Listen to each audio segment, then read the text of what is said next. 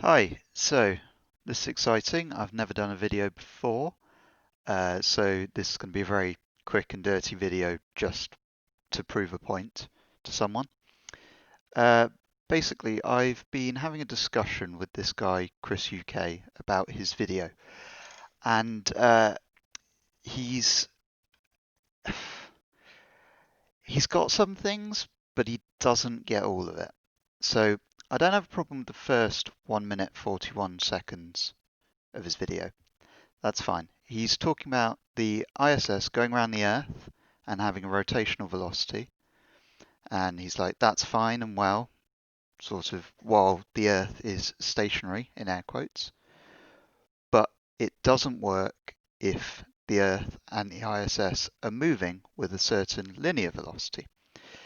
And he's worked out that the acceleration is changing constantly throughout that orbit. So let's just play. It's about 3 minutes 15 in.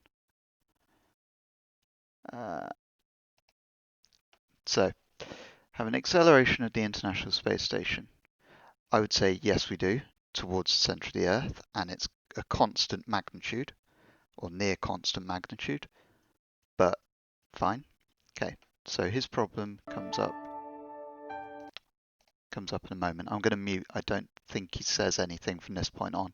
It's just music, so I'm going to mute for now, so I can talk with it.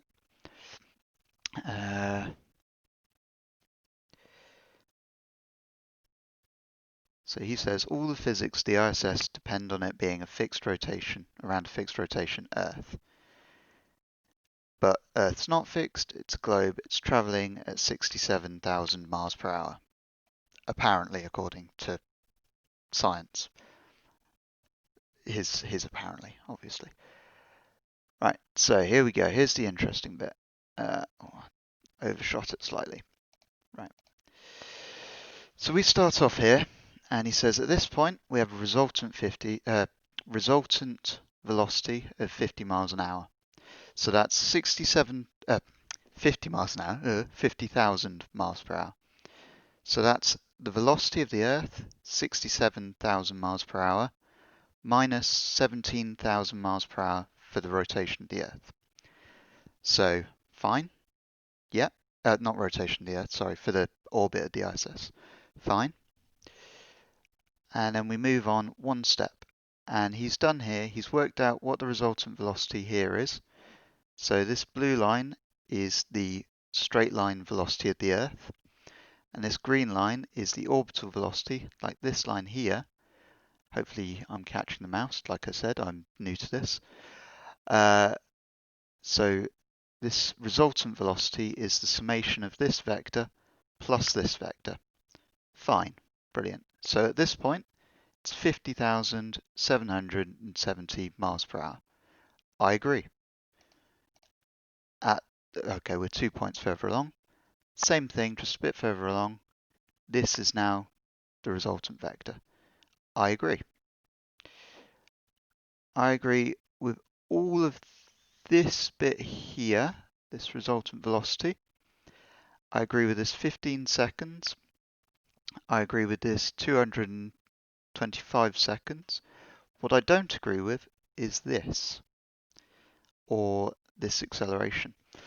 So what he's done to get these values here is he's taken, say, the previous step, so that's 64,717 miles per hour, and he's taken that away from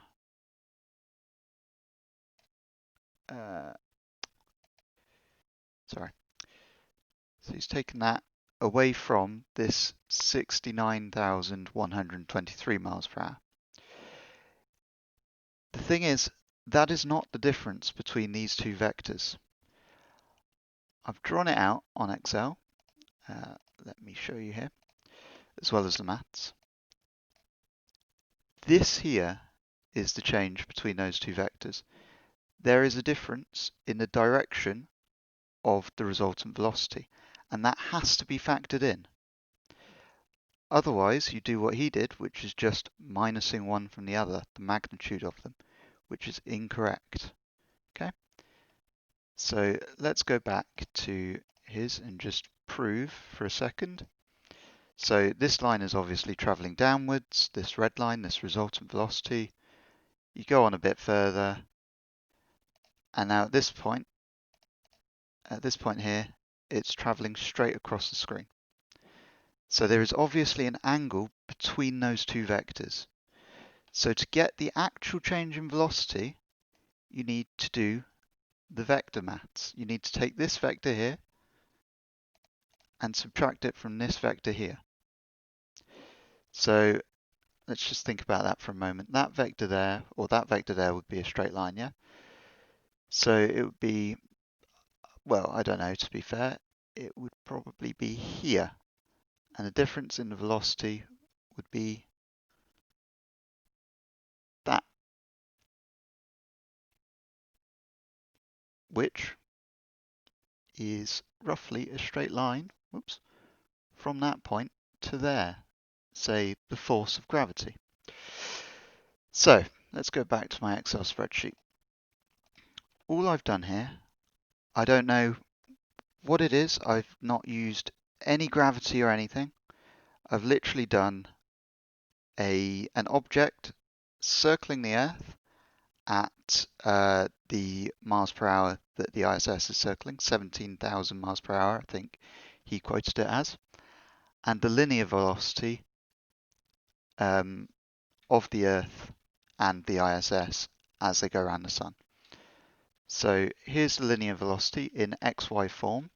So it's like a vector. I've just divided it up into two cells in Excel. There you can see the 67,000 divided by a conversion to get to meters per second, because I like to keep my units consistent, because I'm an engineer and inconsistent units cause problems. It's not something you will see in his video. I don't know if it's because he's more comfortable with the concept of miles per hour, but then he's gone on to use acceleration in meters per second, I guess because we quote gravity as 9.81 meters per second squared at the surface of the Earth. So here you go, you've got each step, and I've stepped through exactly the same as him. Now, you've got the linear component here, and then you've got the rotational component here. Okay, I've divided that into x and y. X, by the way, is going left to right, and y is going down to up. You know, the sort of standard way you'd like to see it on a graph. So then here, I just do the vector addition as per standard vector addition, and you get another magnitude. Now, I have done a conversion here to miles per hour. You can check this yourself against his video. This is exactly the same miles per hour as in his video. Okay, so we are not disagreeing on the speed of the ISS at any point. It is exactly the same speed. And now we go on to change in velocity. This is where we differ. I know that the change in velocity is dependent on the direction of the two vectors as well as the magnitude. He does not. When you take the two vectors, this resultant vector less this resultant vector, you end up with this change in velocity. And lo and behold, the change in velocity throughout is the same. Okay, throughout the orbit, it is the same. It's the same vector. It doesn't matter if I set this to, so let me copy this, and let me set it to 0. There you go, 0, exactly the same number. It doesn't give a damn if it's moving at 0 miles per hour or 67,000 miles per hour. And then simply dividing that by the time it's taken between each step, you get an average acceleration magnitude. Now, obviously, it's a bit different because you're moving through an arc in that time. So the acceleration isn't, you can't actually approximate it. Well, you can approximate it as a straight line. you'd have to get smaller and smaller straight lines, smaller and smaller time segments, and eventually you'd get to the point where you have infinitely small time segments, and that would be the right magnitude. So I could actually prove that by saying if we change the angle here from 15 to 30, and then we go in steps of 30, you'll notice, there you go, the magnitude of the acceleration's changed. But it is constant. And that is not what he's got. He's got acceleration that changes. And his argument seems to be, and I may be getting him completely wrong here, but it seems to be that because there's a change in acceleration, you would feel that on the ISS and things wouldn't work. You know, you move between 0 meters per second squared and 8 point something meters per second squared of acceleration, whatever he had on this thing. Anyway, so there you go. That changed it because I'm taking less accurate time steps. If I go down to say 1, we'll get a more accurate number, so that's closer to reality, you know, and so forth. You know, I can't go to infinitely small, but I can go to quite small. And it's barely changed from 1 there. So that's obviously, 1 degree is obviously a good step to be doing because the result is not changing much. Hopefully that's explained the point I'm trying to make to him. If it hasn't explained it to him, hopefully you'll understand and you'll see that his video is fundamentally flawed to begin with.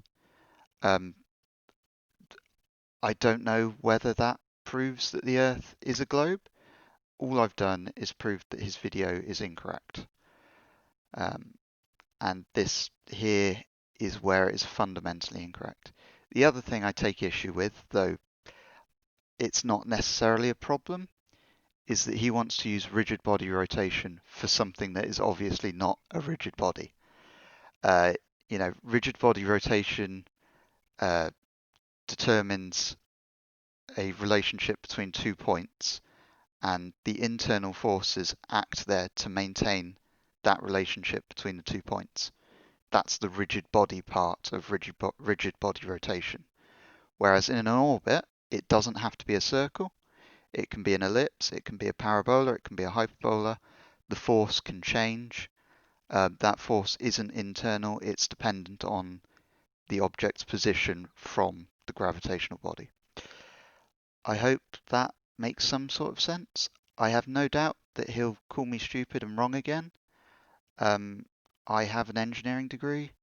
I am an engineer. Technically, I'm an aerospace engineer. I'll just leave it at that. You choose who to believe. Yeah, this here. Okay, right. See ya.